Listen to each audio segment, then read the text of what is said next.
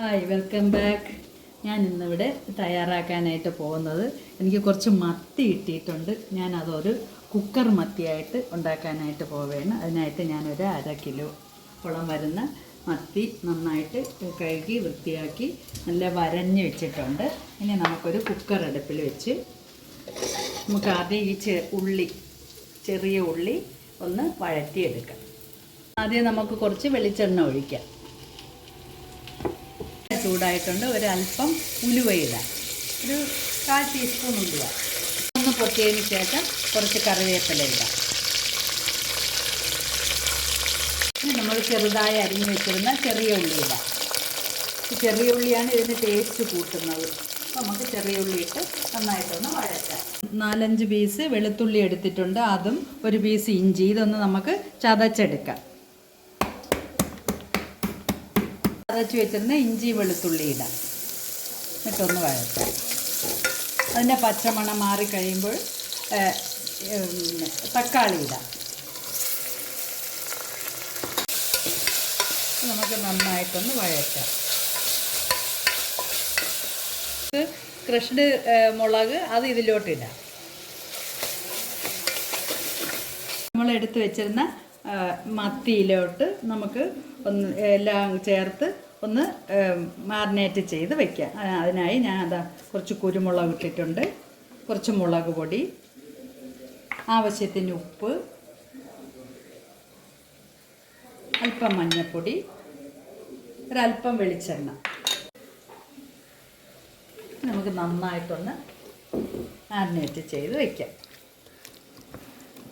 ചെറിയ നെല്ലിക്ക വലുപ്പത്തിൽ അല്പം പുളി എടുത്തിട്ടുണ്ട്. ഇത് നന്നായിട്ടൊന്ന് പിഴിഞ്ഞ് നമുക്ക് ഇതിലോട്ട് ചേർക്കാം.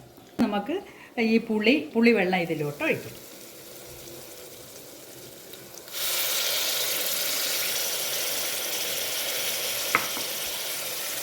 ഉപ്പ് കൂടെ ഇടാം. നമ്മൾ ഈ മിക്സിങ്ങിൽ ഒരു അല്പം ഉപ്പ് ഉണ്ടെങ്കിൽ കൂടുതൽ ടേസ്റ്റ് വരുള്ളൂ. നമ്മൾ മത്തിയിൽ ആവശ്യത്തിന് ഉപ്പ് ചേർത്തിട്ടുണ്ട്. ഇനി നമുക്ക് ഈ മത്തി ഓരോന്നായിട്ട് ഇത് നല്ല പാകത്തിന് വന്നിട്ടുണ്ട്. ഇനി നമുക്ക് മത്തി ഓരോന്നായിട്ട് ഇതിലോട്ട് അടുക്കി വയ്ക്കാം.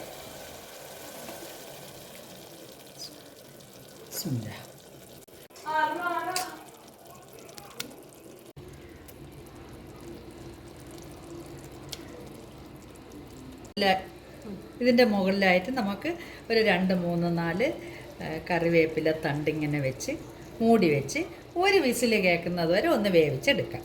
ഞാനിത് സിമ്മിലായിട്ടാണ് വെച്ചിരിക്കുന്നത്. നമുക്ക് അടച്ച് വെച്ച് ഒന്ന് ഒരു വിസിൽ കേൾക്കുന്നത് വരെ ഒന്ന് വേവിച്ചെടുക്കാം. നമ്മൾ കുക്കർ മത്തി ഒന്ന് തുറന്ന് നോക്കാം.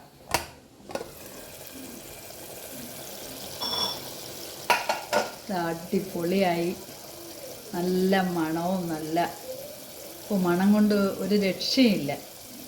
നമുക്കിതൊന്ന് സെർവ് ചെയ്യാം. നമുക്കിന്ന് ചോറും നമ്മളെ കുക്കർ മത്തിയും എല്ലാം ആയിട്ട് നമുക്കൊന്ന് സെർവ് ചെയ്യാം.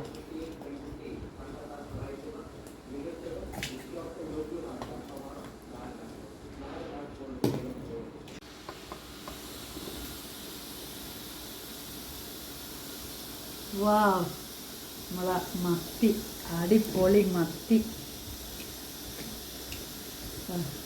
നല്ല പാരമീൻ, നന്നായിട്ട് പറ്റിച്ച് വെച്ച പാരമീൻ കറിയും മത്തിയും നമ്മളെ വെണ്ടയ്ക്ക മെഴുക്കും കൂട്ടി നമുക്കൊന്ന് ഇന്നത്തെ ഊണൊന്ന് അടിപൊളിയാക്കാമോ?